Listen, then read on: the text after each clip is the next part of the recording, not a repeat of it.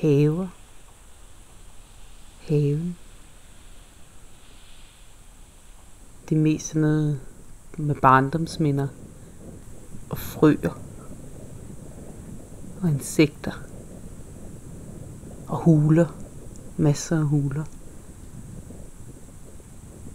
Så var der selvfølgelig også, da jeg så flyttede til byen for første gang, der flyttede jeg ind i en have på Nørrebro.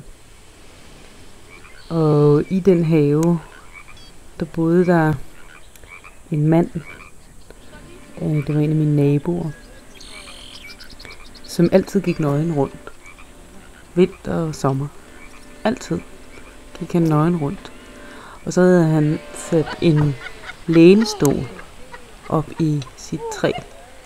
Og der sad han ude. Og så lavede han valgkampagne for Glistrup.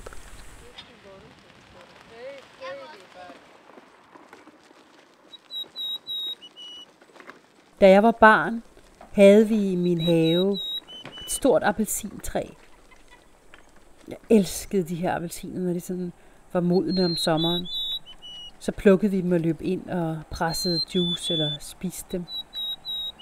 Men der var nogle gange, hvor at vi ikke orkede at gå ind. Så tog vi bare en pind og stak ned i appelsinen og maste sådan godt rundt. Og så drak vi simpelthen bare appelsinsaft direkte, sådan, mens vi maste appelsinen sådan. Det var så skønt. Men der var, jeg er født og opvokset i København. Godt nok ude på Vandløse og Frederiksberg.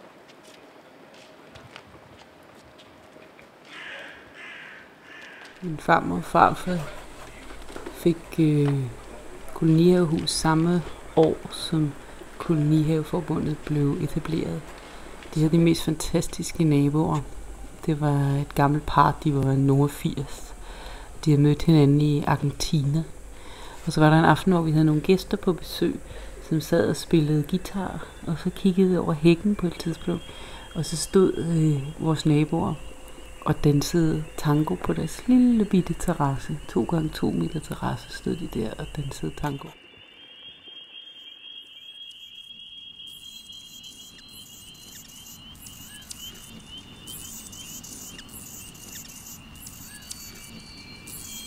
Haver. Det er sgu ikke noget for mig. Jeg har altid haft det lidt svært med det grønne. Forstår du? Jeg er vokset op i en lejlighed.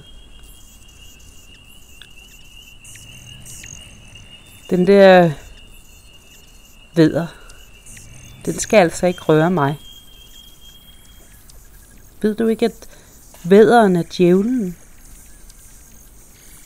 En gang boede jeg i en lejlighed sammen med djævlen.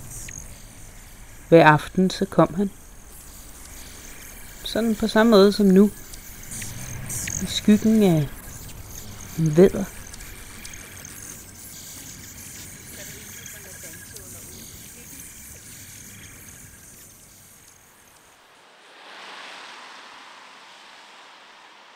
Jeg er opvokset på en gård ude på landet i Iran. Og nogle gange så kom der sådan store grupper af vildsvin. Så jeg havde sådan en Kalashnikov AK-47, og så skød jeg bare ud i gruppen. De var nogle gange sådan 50 stykker, altså de der vildsvin. Og jeg kan huske, at en enkelt gang, så var der et vildsvin, som ikke ville dø. Og så kørte det over med min traktor, og så bevægede traktoren så op og ned, når vildsvinet trak vejret. Så stort var vildsvinet.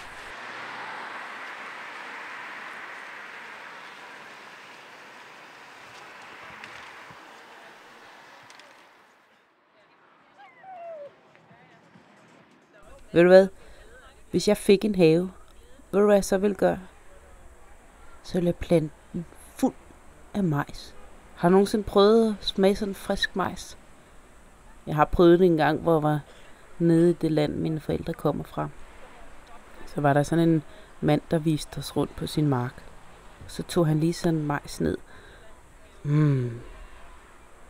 Det smagte ligesom slik. Så sødt var det.